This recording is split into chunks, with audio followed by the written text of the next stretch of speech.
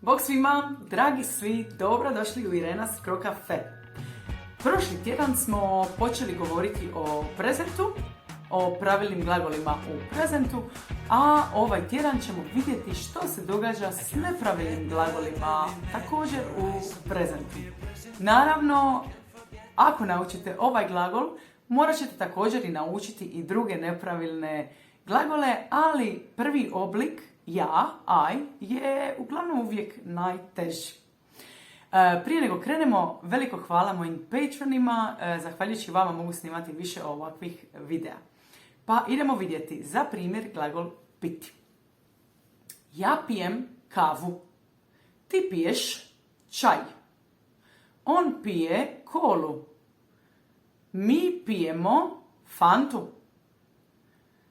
vi pijete čus, oni ili one piju vino.